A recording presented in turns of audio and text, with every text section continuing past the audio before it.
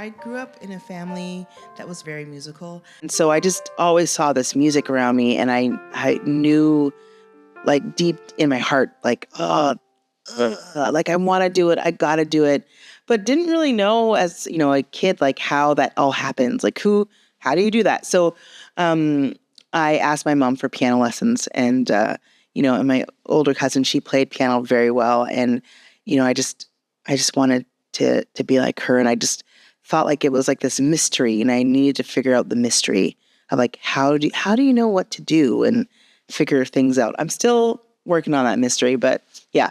And it's a lifelong mystery. It is indeed. Yeah. In your opinion, what is a mistake that some young emerging artists, new artists make when choosing music education? I would say the biggest mistake is staying where you don't feel nurtured or appreciated and where you don't feel safe.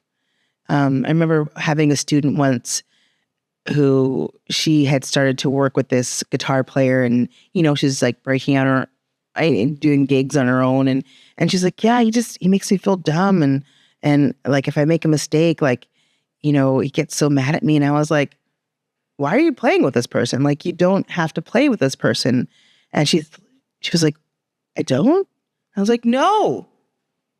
And she's like, oh. And I think sometimes when you're trying to learn skills and you're just so happy for any opportunity, but I think it's really important that you are in a place where you feel valued and you feel safe to be yourself and to make mistakes. Because, I mean, that's ultimately how we learn. There's the music school route and sort of the classical trajectory. But in terms of your own experience, what are alternative ways of gaining experience as a young music professional who's emerging? Yeah, well, I think, one is if you have the means, is like finding a teacher who can help you and asking for mentorship. And, I think a really great way to engage in that relationship, because it is a relationship, and it's like not just about you like paying them for lessons. Like, sure, it can be about that, but also if you ask someone like, hey, I really want to learn about this style of music, can you be my teacher?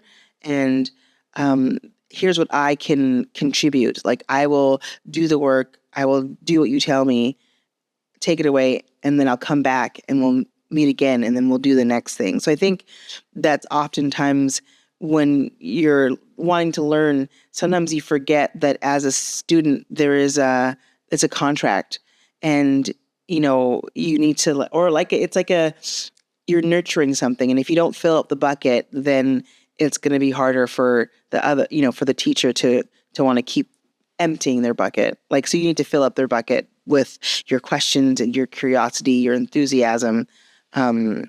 Be curious and start digging. And then when you find someone who's doing what you want to do, then, message them, ask them if they teach. And sometimes people will say no because they're busy, or they don't really like teaching, or maybe they don't think themselves as a teacher, and that's okay. But just keep asking people, and you will find the right person and the person that's meant to help you. How does a young musician, an emerging musician, a new musician, regardless of age, how do they build their music community, especially in a city like Vancouver? Yeah, I think it really boils down to genuine curiosity. Like, you need to be interested in other people and what they're doing, and not from a place of like, oh, what are they doing? Like it would be better than them, or, but from like, oh, like, what are they up to? Like, that's so cool. Like, can you support them? Can you build relationships? Can you ask them like how their art practice is going? I think, trying to go out and see live music, it can be like someone has a show. Can you share their show? Someone's releasing a single. Can you share their single? But I think really ultimately it's about building relationships, and that takes time, and it takes intention, and it takes integrity. And I think it's really important to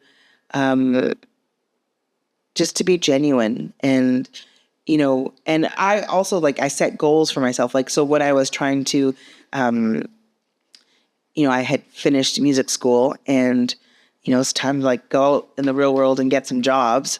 And I was scared and I was like, well, what am I going to do? So I just said, okay, I'm going to go out to all the open mics and all the shows.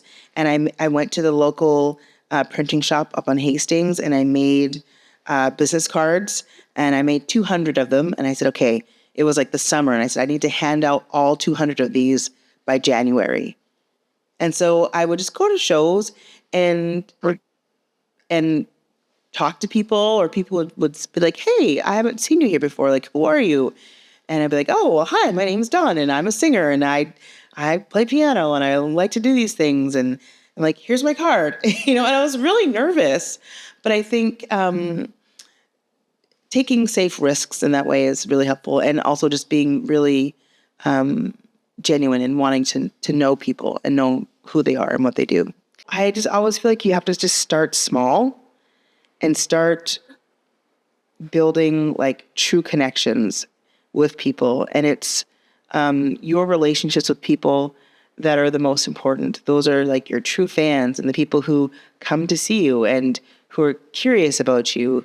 And I think that's one thing that people forget about. It's you're not just putting out stuff into this void. It's there are other humans who want to connect. And that's where you can be successful. So yeah, it's complicated because I feel just bypass the American system. Just create music that you like, that moves you, and find a way to share it. And people will respond and connect with that. And that really, to me, seems to be the way forward.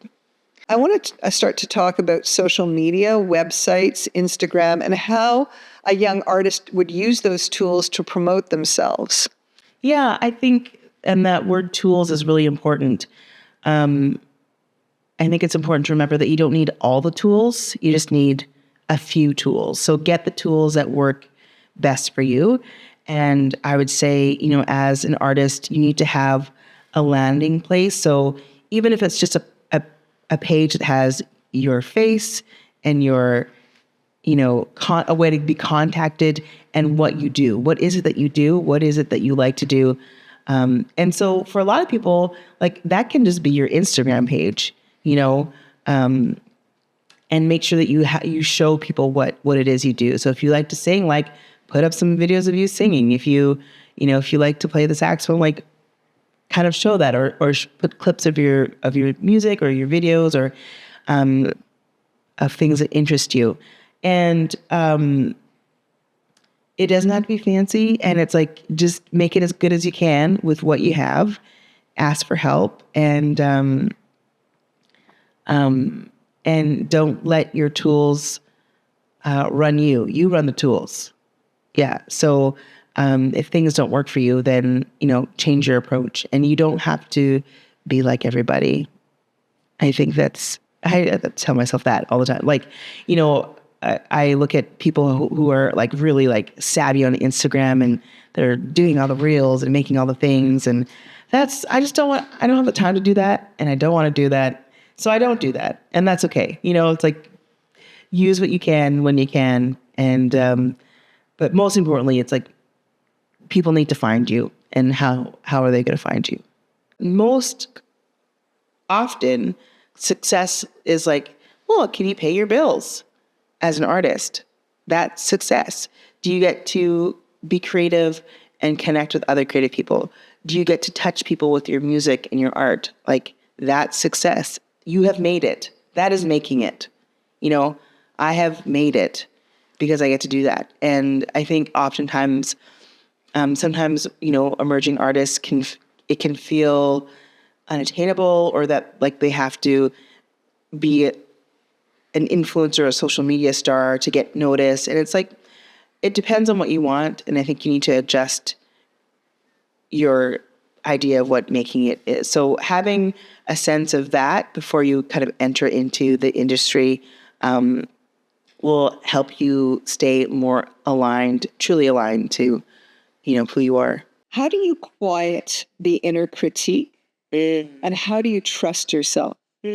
Oftentimes, I am really great at being very unkind to myself. And I think a lot of creative people are. And for some reason, like we've been given this gift of like being detail oriented, and you get in the habit of like always like yeah, that was great, but like this part wasn't great. Let's fix that part. You're always sort of like looking on how to make it better, and which is a good skill to have, but sometimes the skills can get a bit skewed. So, and yeah, I can get real mean to myself. So one way that I talk to myself is like, like if I were my best friend, I would never say these things to my best friend. So I need to be my best friend in this moment.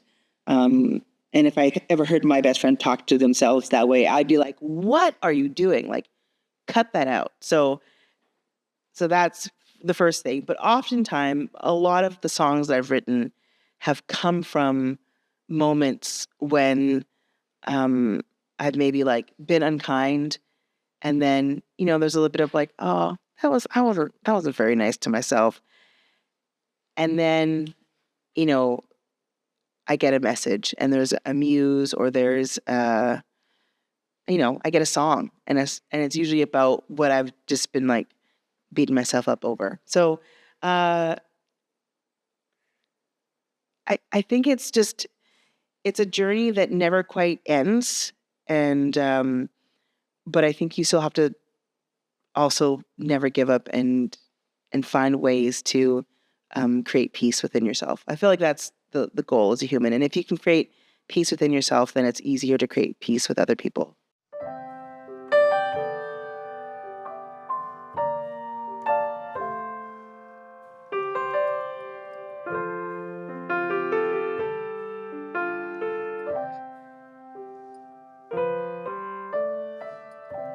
I come from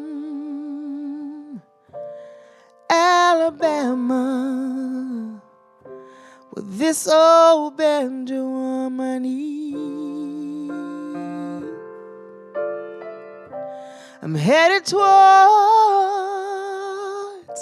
Louisiana for my true love.